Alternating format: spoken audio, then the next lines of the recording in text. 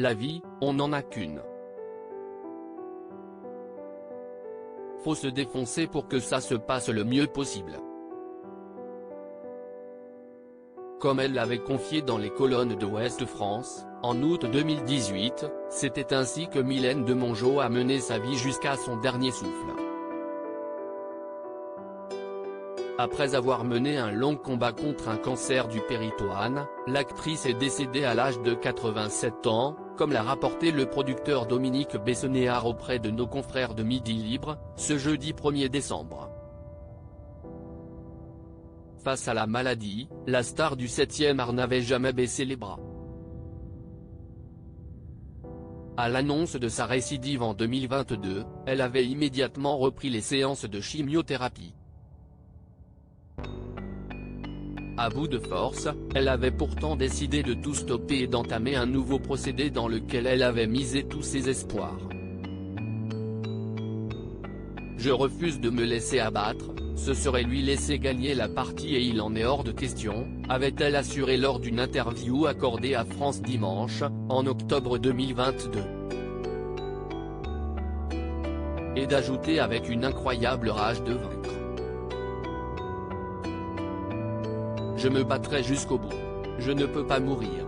Si Dalida souhaitait mourir sur scène, Mylène Demongeot, elle, espérait tirer sa révérence sur les plateaux de tournage.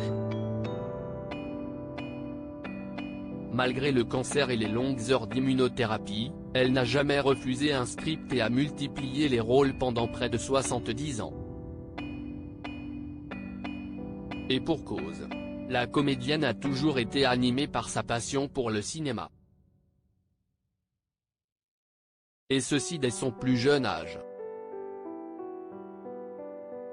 Arrivée à Paris quand elle n'était qu'une adolescence, Mylène Demongeot a découvert le théâtre et rêvait de se retrouver en haut de l'affiche. Dès lors, elle a suivi assidûment les cours de René Simon puis de Marie Ventura, avant d'entamer une carrière de mannequin. Très vite, sa blondeur et sa beauté mutine ont tapé dans l'œil des plus grands réalisateurs, faisant ainsi de Mylène Demongeot une actrice convoitée et adorée. Supérieure à ces tragiques décès de personnalités qui ont déjà marqué 2022 Mylène Demongeot, une carrière dictée par ses propres choix grâce au cliché de son premier grand amour, le photographe Henri Coste, Mylène Demongeot a été repérée par Marc Allégret.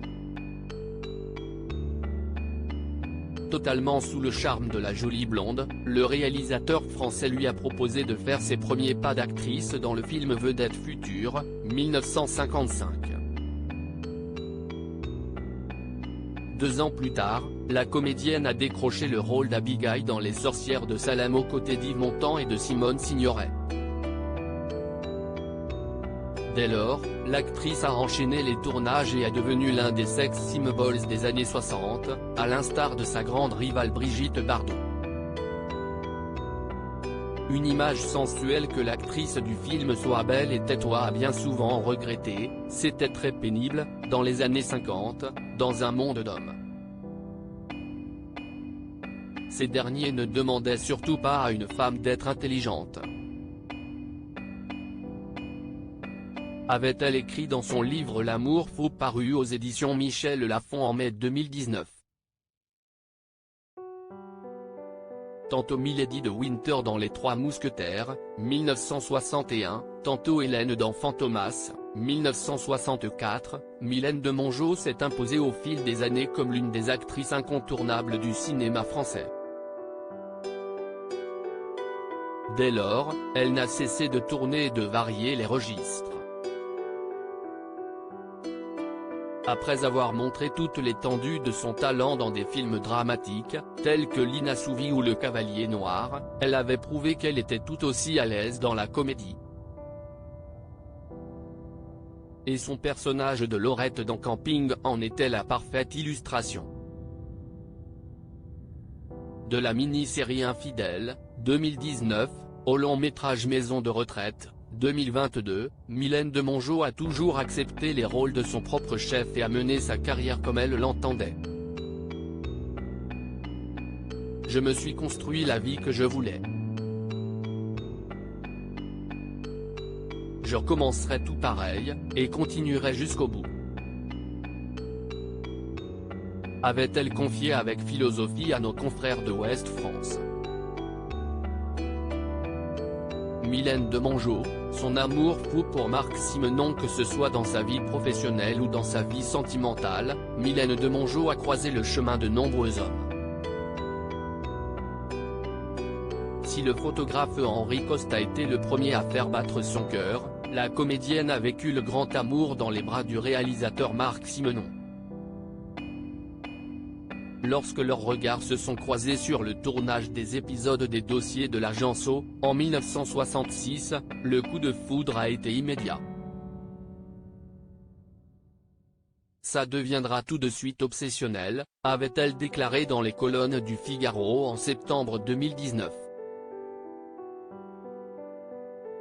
2 ans plus tard, les deux artistes se sont unis pour la vie et sont devenus les heureux parents de l'écrivain Georges Simenon. Si Mylène Demongeot a vécu de belles années aux côtés de Marc Simenon, en dépit de ses problèmes d'alcool, leur idylle a finalement connu un destin tragique. Le 24 octobre 1999, le scénariste décédait à l'âge de 60 ans après une terrible chute dans un escalier. Un deuil que Mylène Demongeot n'a jamais réussi à surmonter. Je n'ai jamais refait ma vie, mais en même temps je n'ai pas envie de la refaire, je n'ai jamais rencontré quelqu'un d'aussi fou que lui. Je reste avec ces années intenses, avait-elle révélé dans un chapitre de son livre L'amour fou. Avant de faire une déclaration à l'homme qui a partagé sa vie pendant plus de 30 années, sans lui je n'aurais jamais vécu tout ce que j'ai vécu. Bouleversée par le décès du grand amour de sa vie, Mylène Demongeot quittait Porquerolles, île où les deux époux avaient créé leurs plus beaux souvenirs, pour poser ses bagages à Châtelain, près de Château-Gontier. Non loin du refuge de l'Arche, dont elle était la fervente protectrice des animaux, Mylène Demongeot a vécu un ultime bonheur à la fois simple et sympathique. Crédit photo, Denis Guignebourg.